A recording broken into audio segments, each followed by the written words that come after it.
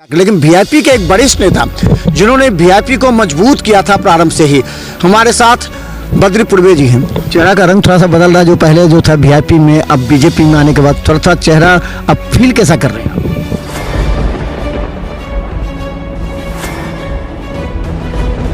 कि बद्री पूर्वे को टिकट के लिए बुलाया गया पटना, फिर ये टिकट हाथ से छीन लिया गया, ये क्या मामला क्या हुआ था, ये क्यों छीन लिया गया देने के बाद?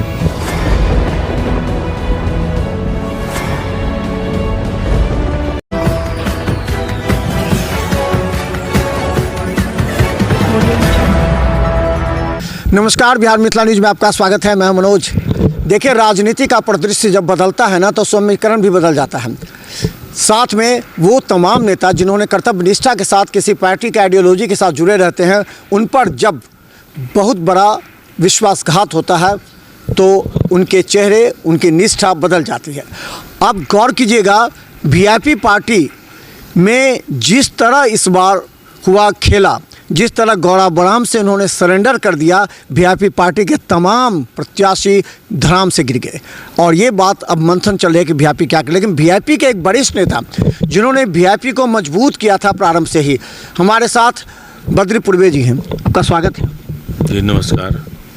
चेहरा का रंग थोड़ा सा बदल रहा है, जो पहले जो था वीआईपी में, अब बीजेपी में आने के बाद थोड़ा सा चेहरा अब फील कैसा कर रहे हैं? बहुत अच्छा फील कर रहे हैं, क्योंकि भारतीय जनता पार्टी विश्व की सबसे बड़ी पार्टी आज के दिन, और उसमें हमें लोगों के द्वारा आग्रह निवेदन करने के बाद ज्वाइन कराया गया। माननीय श्री धर्मेंद्र प्रधान जी पटना से चल के दरभंगा आए और हमको बुला के घर से तब दल में शामिल किए।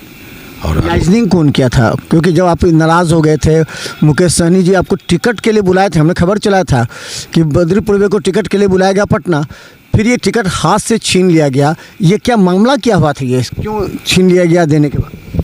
हमें तो हमारे नेता मुकेश सहनी जी ने 16 तारीख को पटना में बताया कि आप जाइए, अपना फॉर्म भर के एनआर कटवा के आप तैयार रहिएगा, आपको चुनाव लड़ना है।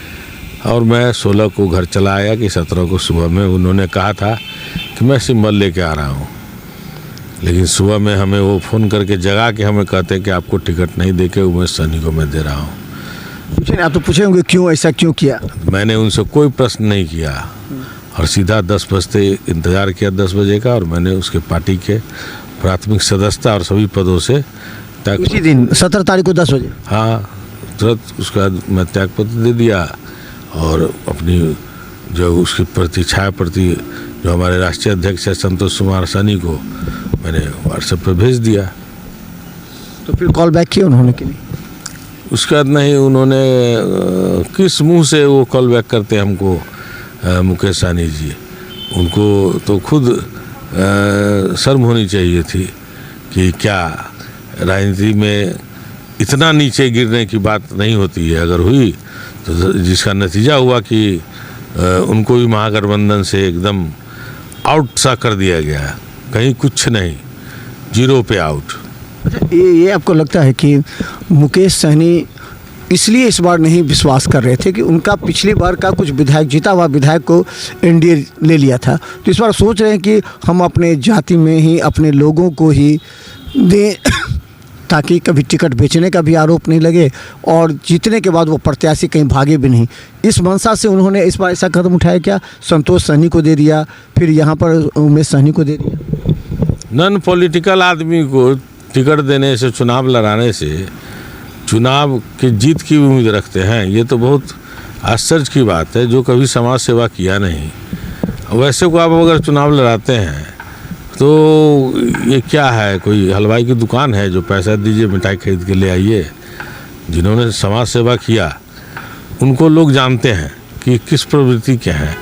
वैसे लोगों को राजनीति में रहने का अधिकार है, वैसे लोग जनता सेवा के साथ जुड़े हुए रहते हैं। तो ऐसे स्थिति में उनको, उनकी पार्टी का सब कुछ नाश हो गया। जितने भी बड़े लीडर थे, हमारे रिजाइन करने के बाद लगभग सभी लोग एक एक करके रिजाइन कर दिया। आज कोई भी उनके साथ नहीं है, अकेला पड़ गया। अकेला पड़ गए, 0 पे आउट हैं। जैसा किया उन्होंने वैसा होगा।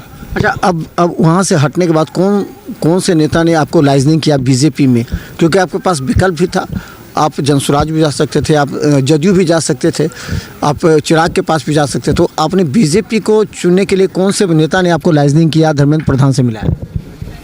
यहाँ उस समय चुनाव की घड़ी थी और सबसे पहले डॉक्टर भोला सिंह जो बुलंदशहर के सांसद हैं और पूर्व मंत्री उत्तर प्रदेश के सम तिवारी हैं वो थे, और सीपी जोशी जी राजस्थान के सांसद वो, और एक जो है सो एक और सांसद नहीं एक और सांसद थे, उन लोगों ने लाइजनिंग करना शुरू किया और हमारे यहाँ आए, भोजन भी किए, काफ़ी बातचीत भी हुई, आश्वासन भी दिया उन लोगों ने कि आप आइए, दल में काफ़ी परिवर्तन होगा, मजबूती मिलेगी। तो मैं उन लोगों को आश्वासन दिया, ठीक है मैं देखता हूँ। अंत में श्री धर्मेंद्र प्रधान जी पटना से उन्होंने हमें फ़ोन किया कि मैं आ रहा हूँ, तो आए दरभंगा गार्सिया होटल में, फिर उन्होंने हमें फ़ोन करके बुलाया कि आप आइए हमसे मिलिए, ज्वाइन कीजिए। तो हम जा कर के यहाँ पार्टी ज्वाइन किए। फिर आगे जैसा होगा, हम दल के लिए किए हैं, दल के लिए रहेंगे समर्पित, पार्टी का काम है, हमें फिर कुछ भार स्वरूप कुछ काम दे फिर करेंगे हम मजबूती से। इसी अच्छा, क्या लगा कि आपको मुकेश सहनी ने उत्तर प्रदेश चुनाव में भी लड़ाया, फिर आप साथ ले गए थे, आपको हर जगह आपको ले गए साथ में, लंबे समय से आप जुड़ रहे थे, मधुबनी के सांसद प्रत्याशी के रूप में भी आपको चुनाव लड़ा, वहाँ भी आपके साथ विश्वासघात हुआ। तो क्या लगता है इस पूरे प्रकरण जिसने आप मजबूत किया आपने मुकेश सहनी को या वीआईपी को, जब आपको छल लगा तो क्या लगा कि किस तरह आप प्रतिक्रिया क्या हुई उस समय आपकी, जब इतना करने के बावजूद भी आपको?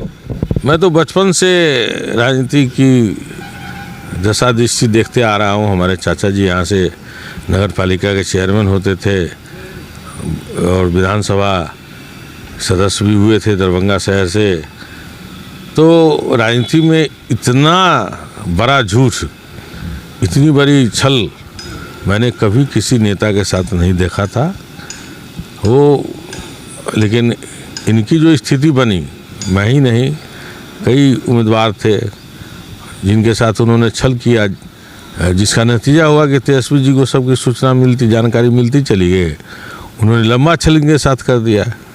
16 तारीख के रात तक जब नॉमिनेशन का अंतिम दिन था, उस समय तक इनको टलाते 2 बजे रात में शायद कुछ डिसीजन लिया, तब जाके इन्होंने कुछ सिंबल बांटा, वो उसमें भी कुछ रिजेक्ट हो गया, कुछ वापस ले लिया इन्होंने डर से। गौराबराम से इन्होंने अपने भाई को उम्मीदवारी वापस ले लिया, है ना। इसलिए ऐसे नेताओं का राजनीति में रहना कोई औचित्य ही नहीं बनता है। तो आगे आपकी रणनीति क्या हुई, क्योंकि आप आए हैं महागठबंधन से ही कहें तो राष्ट्रीय जनता दल में भी पहले रहे थे आप, महागठबंधन में आप वीआईपी, अब आप बीजेपी में आए हैं, तो अब आपकी रणनीति क्या होगी, आपकी आकांक्षा क्या है, किस तरह आप आगे कार्य करेंगे आप?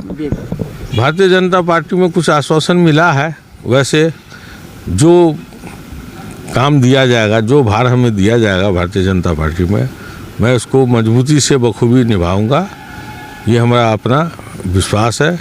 और जो हमारी आदतें हैं समाज सेवा करना, मैं वो निरंतर करता रहूँगा।